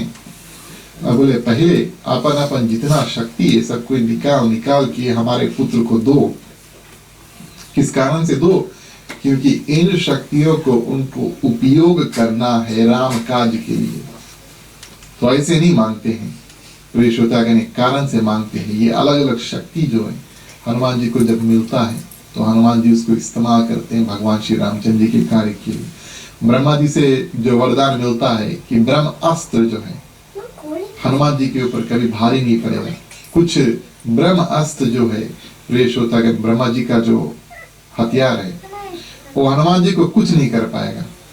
लेकिन फिर भी आप सोच रहे होंगे मेघनाथ ने ब्रह्म अस्त्र से और हनुमान जी को बांध लिया था ना। हनुमान जी आए थे और देखे कि मेघनाथ जब उसको अशोक वाटिका में युद्ध करता है, ब्रह्मास्त्र मारते हैं, ब्रह्मा जी को नमस्कार करके और उनको ध्यान करके ऐसा ना हो जाए प्रिय श्रोतागण कि लोग बोले कि ब्रह्मा जी का तो अस्त्र कोई काम का नहीं है। इस कारण से उसको स्वीकार कर लेते हैं और अपने आप बंध जाते हैं। बंधते तो चलो ठीक है, जब रावण के दरबार में आग लगाने के समय खोलने के लिए किसी की आवश्यकता नहीं थी, क्योंकि वास्तविक तौर पर ब्रह्म अस्त्र जो है वो हनुमान जी को किसी रूप से कोई नुकसान नहीं पहुंचा सकता। इस कारण से अपने आप बन जाते हैं, अपने आप उससे छुड़ा लेते हैं, तब उड़ करके पूरे लंका को जलाते हैं। ठीक है, ब्रह्मा जी जो है अपना हथियार से मुक्ति दे देते हैं, बोले मेरा हथियार तुम्हें कुछ नहीं कर पाएगा। वरुण देव बताते हैं, वरुण देव कौन? पानी के देव थे। बोले तुम आ करके पानी में सांस ले पाओगे। कितना सुंदर वरदान है। हम लोग पृथ्वी पर रहते हैं और ऊपर रहते हैं ना, तो हम सांस नहीं जाकर ले पाते हैं। हनुमान जी को ऐसा वरदान है कि तुम पानी के नीचे जाओगे। इस कारण से प्रिय श्रोतागण, अहि रावण का एक पुत्र पाताल में रहता है, भगवान श्री रामचंद्र जी और लक्ष्मण दोनों को चुरा करके लेकर चल देता है और उनको बलि चढ़ाने वाला होता है। देवी को बलि चढ़ाता है। कल करेंगे कथा। लेकिन उनको वहां से बचाने के लिए प्रिय श्रोतागण हनुमान जी पानी के अंदर जाते हैं, पानी में सांस लेते हैं, तो ये वरदान वरुण देव देते हैं। इस तरह से हनुमान जी जो वरदान है उसको स्वीकार करके इस्तेमाल करते हैं राम काज में। माँ सरस्वती प्रिय श्रोतागण ज्ञान बुद्धि हनुमान जी के पास सदा भरा रहे ऐसा वरदान देते हैं। आप सभी जानते हैं, जय हनुमान ज्ञान गुण सागर हनुमान चालीसा में लिखा गया है ना। उनके पास ज्ञान और बुद्धि दोनों का भंडार है, नॉलेज और इंटेलिजेंस दोनों का भंडार हनुमान जी के पास है। अष्ट सिद्धि नवनिधि के दाता प्रिय श्रोतागण, ये अलग अलग सिद्धि है, 8 सिद्धि है। अष्ट सिद्धि नवनिधि के दाता हनुमान चालीसा में कहा गया ना, कुबेर के पास है। 8 सिद्धि क्या करते हैं? दे देते हैं। 2 सिद्धि सूर्य भगवान के पास होता है, वो भी प्रदान कर देते हैं। ये सिद्धि अलग अलग शक्ति होती है जिसका हनुमान जी उपयोग करते हैं। 1-2 उदाहरण हम आपको देते हैं। जैसे लघिमा कहा गया है। अच्छा, लघिमा को अपने शरीर को पत्ते जैसा हल्का बना लेना। उड़ना है ना, अगर ऊपर उड़ना है तो अपन शरीर, क्योंकि आप सभी जानते हैं हनुमान जी के पास पंख तो है नहीं ना, पंखा नहीं है, चिड़िया नहीं है, वो बानर है। पूछ है जरूर, हाथ है और पूछ है और गोड़ है, बस पंखा नहीं है। तो उड़ने के लिए क्या करते हैं? अपने जो शरीर को है पत्ते जैसा हल्का बना लेते हैं। पत्ता ना, पेड़ के पत्ता उतना हल्का बना लेते हैं, तब थोड़ा सा जाकर हाथ चलाते हैं, बस उड़ जाते हैं। इस रूप से हनुमान जी उड़ते हैं। तो पंखे तो है नहीं कि पंखा चलाए के उड़ी प्रेस होता है। तो ये जो सिद्धि है उसको सिद्धि कहा गया है। ये सिद्धि उसको सूर्य भगवान देते हैं, 2 सिद्धि देते हैं, लघिमा और गरिमा। गरिमा देते हैं प्रेस होता है। और गरिमा जो है, अच्छा लघिमा हमने आपको बताया कि शरीर को हल्का बना लेना। गरिमा जो है बिल्कुल ऑपोजिट, अपना जो शरीर है उसका वेट बहुत ज्यादा कर लेना, वजनदार कर लेना, बहुत ज्यादा कर लेना। तो प्रेस होता है हनुमान जी इस सिद्धि का इस्तेमाल रामचरितमानस में यानी कि त्रेता युग में नहीं करते, द्वापर में जरूर करते हैं, जब भगवान श्री कृष्ण का समय होता है। द्वापर के अंत में क्या होता है? एक जब पांडव अज्ञातवास में होते हैं तो भीम पांडव में से एक होता है ना। भीम जो होता है प्रिय श्रोतागण, एक बार रास्ते पर चल रहा होता है, जंगल में दिखता है एक बहुत बूढ़ा बानर बैठा है, बहुत बूढ़ा बानर बैठा है, और रास्ता है, रास्ता के बीच में उसके पूंछ था, है ना। बानर जो है साइड में बैठा है, किनारे बैठा है, और पूंछ जो है वो रास्ते के ऊपर था। तो प्रिय श्रोतागण, अब भीम थोड़ा गुस्से में था और बानर से कहता है कि अपना पूंछ हटाओ, हम जाए मत। बोले अपने हटाए लो, अपने हटाए लो। तो भीम सबसे शक्तिशाली थे प्रिय श्रोतागण, और भीम सबसे शक्तिशाली होने के बावजूद भी उसके पूंछ को नहीं उठा पाए, बिल्कुल नहीं उठा पाए। तब समझ जाते हैं कि अवश्य हनुमान जी है, और दोनों मिल करके एक दूसरे को ध्यान करके प्रिय श्रोतागण वहां पर जो भीम है हनुमान जी का मिलन की कथा बताती है। लेकिन उस जगह पर अपना जो वजन ज्यादा करने का वो बताते हैं, किसके अगर वजन ज्यादा हो जिसके नहीं उठा पाएगा, है ना। और आगे बताते हैं प्रिय श्रोतागण, पानी में जीते रहना, ये सब हमने आपको बताया। एक और शक्ति के बारे में आपको बताते हैं, इसको ईश तत्व कहा गया है। मुर्दे को भी जगा दे, ये सिद्धि है। कोई अगर कोई मुर्दा को जगा दे तो उसको सिद्धि बोलते, उसके पास वो सिद्धि प्राप्त यानी कि शक्ति प्राप्त। ये हनुमान जी के पास है। अगर आप तुलसीदास के जीवन चरित्र की कथा में देखेंगे तो एक बच्चे को जो यमराज बहुत जल्दी लेकर चल देता है, उसका अवधि यानी कि समय पूरा नहीं होता है, और मिस्टेक से, गलती से क्या करता है, जो यमदेव होते हैं एक बच्चे का प्राण लेकर चल देता है। तुलसीदास जी जब अनुरोध करते हैं तो हनुमान जी जाते हैं यमलोक और युद्ध करके और क्या करते हैं, उस व्यक्ति को लेकर आ जाते हैं, छोटे बच्चे को वापस लेकर आ जाते हैं। तो ये जो शक्ति है वहां पर इस्तेमाल करते हैं, रामचरितमानस में बताते हैं। और कुछ और शक्ति देते हैं, अग्नि देव शक्ति देते हैं। अग्नि यानी आग के देवता ना। बोले अग्नि कभी तुम्हें जला नहीं पाई, इस कारण से प्रिय श्रोतागण, पूंछ में आगी तो लग गई, चलो ठीक है, लेकिन पूछे नहीं जला। अगर पूंछ नहीं जली तो जो तन है वो तन कैसे जलेगा। इस कारण से कि अग्नि देव जो है उनका वरदान था कि आग तुम्हें कभी कुछ कर नहीं पाएगा। छोटे पैर ही हनुमान जी को ये शक्ति जो है वो प्रदान कर देते हैं। यमदेव बताते हैं कभी तुम्हें मृत्यु से भय नहीं होगा, हम कभी तुम्हारे पास आएंगे नहीं और तुम्हारा प्राण कभी लेंगे नहीं। वास्तविक तौर पर आप सभी जानते हैं भगवान श्री रामचंद्र जी अपने धाम को वापस जाते हैं, हनुमान जी कहते हैं जब तक आपका नाम, आप तो जा रहे हैं ना, आप तो जा रहे हैं, लेकिन जब तक आपका नाम इस पृथ्वी पर होगा तब तक मैं यहाँ पर रहना चाहता हूँ। इस कारण से हमारा कर्तव्य बनता है कि जहाँ तक हो सके राम नाम का उच्चारण करें। जहाँ राम नाम का उच्चारण करते हैं प्रिय श्रोतागण, वहां पर हनुमान जी आते हैं। और प्रिय श्रोतागण, कामदेव भी वरदान देते हैं। क्या वरदान देते हैं? काम, कामना, कोई भी कामना तुम्हारे शादी ब्याह, स्त्री, ये सब का जो प्रकोप है कभी तुम्हारे ऊपर आएगा नहीं। कामदेव है गॉड ऑफ लव, क्यूपिड है ना, ग्रीक में कहा गया है। तो कभी भी तुम्हारा हमारा प्रभाव यानी कि कामदेव का प्रभाव जो काम का प्रभाव तुम्हारे ऊपर नहीं पड़ेगा। इस कारण से हनुमान जी थे ब्रह्मचारी। और प्रिय श्रोतागण, हनुमान जी के गुरु के बारे में बताते हैं। उनके गुरु होते हैं सूर्यदेव। इसी जगह पर जो जामवंत होते हैं हनुमान जी से बहुत सुंदर से बताते हैं। जो गुरु होते हैं, जितना शिक्षा देना है, जब हनुमान जी निकालते हैं, है ना, सूरज को निकल लिया, जब हनुमान जी निकालते हैं तो उससे क्षमा मांगते हैं और उसको अपना गुरु बना लेते हैं। उसको अपना गुरु बना देते हैं। किसको? हनुमान जी सूर्यदेव को अपना गुरु बना लेते हैं। और सूर्यदेव गुरु दक्षिणा, तो गुरु से अगर आप कुछ चाहते हैं तो गुरु आपसे कुछ चाहता है ना। गुरु दक्षिणा में एक बात बोलता है, बोले तुम जाना, और बोले सुग्रीव के साथ में रहना। सुग्रीव मेरा पुत्र है, आप जानते हैं ना। सुग्रीव जो है वो सूर्यदेव का पुत्र है। बाली जो था वो इंद्र भगवान का पुत्र था। ठीक है, इस कारण से हनुमान जी जो है वो सुग्रीव के साथ में है, क्योंकि उनके जो गुरु जी यानी कि सूर्य भगवान ने ऐसा वरदान मांगा था और गुरु दक्षिणा में मांगा था कि तुम मेरे पुत्र यानी कि सुग्रीव के साथ में रहना। अच्छा, छोटा उम्र में बहुत नटखट था। जब ऋषि लोग बैठकर तपस्या करते, ध्यान में सब कुछ भूल जाते हैं ना, उनको उठा करके एक जगह से दूसरे जगह पर लेकर जाकर धर देता था। जब बालक था बहुत नटखट था हनुमान जी, है ना। ऋषि लोग बैठ के तपस्या करें, उनके पता नहीं लगे। कभी कभी तो प्रेषोतागण लेकर जाकर के पानी के नजदीक धर दे, और घर पे बैठ कर पूजा करे, जंगल में लेकर जाकर धर दे। जंगल में तपस्या कर रहे, जंगल से उठाकर यहाँ पर लेकर आकर धर दे, उनको पता नहीं लगे। जब आँख खोले तब देखे कहाँ पर है। उनके जो पूजा पाठ में विघ्न करने लगता है प्रेषोतागण हनुमान जी। बड़े बड़े पत्थर, शक्ति को होते ना, बड़े बड़े पत्थर पानी में दिखते हैं, तो पानी जो आकर के और जो यज्ञ वगैरह है उसको रुकावट करता है, बारिश कराता है, पानी लेकर आकर के फेंक देता है। ये सब कार्य के कारण से ऋषियों ने उसको छोटा सा श्राप दे दिया। बोले बच्चा तुम छोटे हो, शक्ति बहुत ज्यादा है, और बोले जब तक तुम्हें इस शक्ति का उपयोग यानी कि काम नहीं लगेगा तब तक तुम इसके बारे में भूल जाओगे।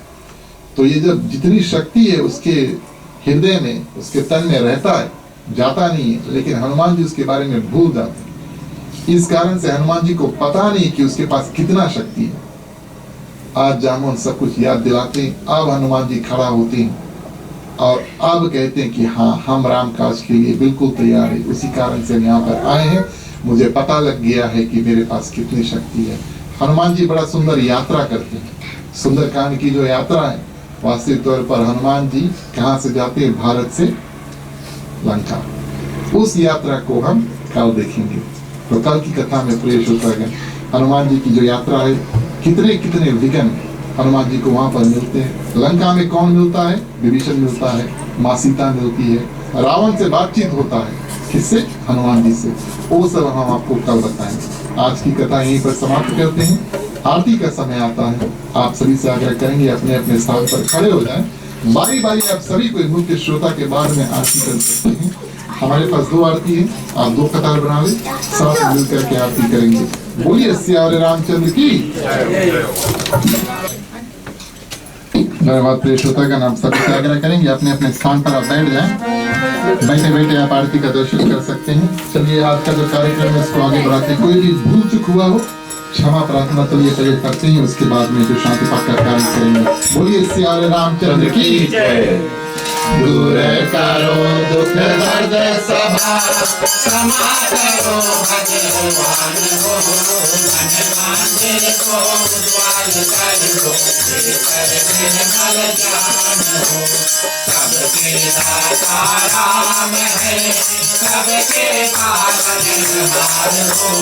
सबके दाता राम है, सबके पालनहार हो। हो आरती चरण कमल चितलाय हो। महाहरि माता करे दोष अनंत जगाए हो। सुख में सुमिरन सब करे, सुख में करना कोई हो। जो सुख में सुमिरन करे, सुख पाए तो होय हो।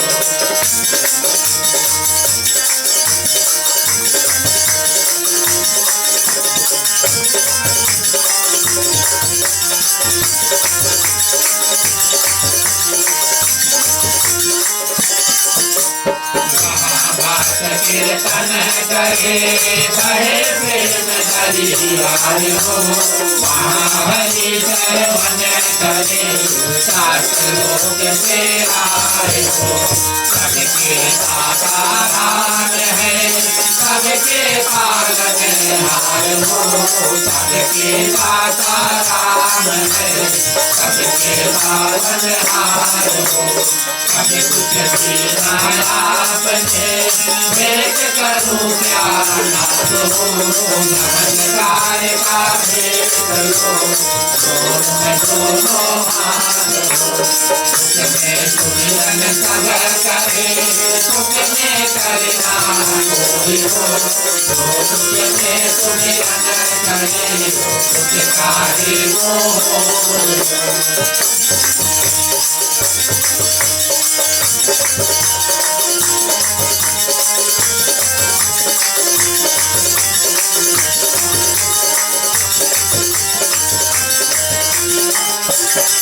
लगे चुराहे को हो, सिया कल्याण कांत की जय, गणपति महादेव की जय, पवन सुत हनुमान की जय, राधे प्रिय कृष्ण चंद्र की जय, रामायण महाराज की जय, सनातन धर्म की जय, जय बोलो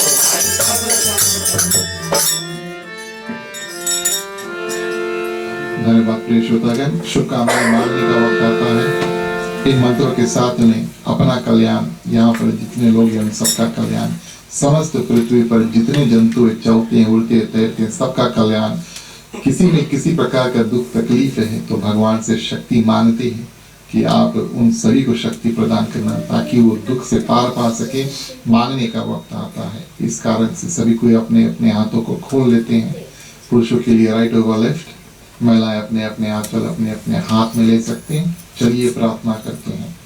स्वस्ति प्रजभ्यः परिपालयन्तः न्यायेन महीः महिषा गौरामनभ्यो शुभमस्तु नित्यं लोकाः समस्ताः सुखिनो भवन्तु सर्वे भवन्तु सुखिनः सर्वे सन्तु निरामया सर्वे भद्राणि पश्यन्तु मा कश्चित् दुर्भाग् भवति अपौत्र पौत्राणां सन्तु पौत्राणां सन्तु पौत्रिणां निर्धनाः साधनाः सन्तु जीवन्तु शारदं शतमे मम जीवन्तु शारदं शतमे मम जीवन्तु शारदं शतमे मम। धन्यवाद। चलिए सभी को अपने अपने हाथों को जोड़ लेते हैं। ओम सर्वेषां मंगलं भवतु सर्वेषां कल्याणं भवतु सर्वेषां शुभं भवतु सर्वेषां शांतिर्भवतु। धर्म की वृद्धि और धर्म का नाश हो, संतन में सदा सद्भावना हो। हर हर महादेव की जय। जय श्री सीताराम हरे। ओम नमः पार्वती पतये हर हर महादेव हरे। जय जय वीर बजरंगी हर हर महादेव हरे। धन्यवाद प्रिय श्रोतागण। अंतिम चरण पर एक बार फिर से अपनी ओर से मंडली आदर्श सत्संग रामायण मंडली की ओर से इस परिवार श्रीमान श्रीमती जयनारायण दोनों माताएं यहाँ पर उपस्थित है, मुख्य श्रोता श्रीमती पुष्पा, इनकी ओर से आप सभी का हार्दिक हार्दिक स्वागत। आप सभी को एक बार धन्यवाद कि आज आपने तीसरे दिवस की कथा में भाग लिया। ऐसे हमारी कथा कल चलेगी और प्रिय श्रोतागण शनिवार यानी कि सैटरडे को 5 बजे लगभग पंडित जी का आगमन होगा, हवन का कार्य होगा। 7:30 बजे फिर से जो कथा है, आखिरी दिवस का जो कथा है शाम को होगा। प्रिय श्रोतागण, आज भी आप सभी के लिए प्रसाद और महाप्रसाद की आयोजना की गई है। इसे करके कृपया इस परिवार को आशीर्वाद दे करके तब यहाँ से जाए। चलिए मुख्य श्रोता को पंचामृत देते हैं। राम कहे सुख उपजे कृष्ण कहे सुख जाए, महिमा महाप्रसाद की पावन भोग लगाए। तन मन धन है तेरा स्वामी सब कुछ है तेरा, तेरा तुझको अर्पण तेरा तुझको अर्पण क्या लागे मेरा। ओम जय जगदीश हरे। ओम जय जगदीश हरे। ओम जय जगदीश हरे। ओम शांति शांति शांति।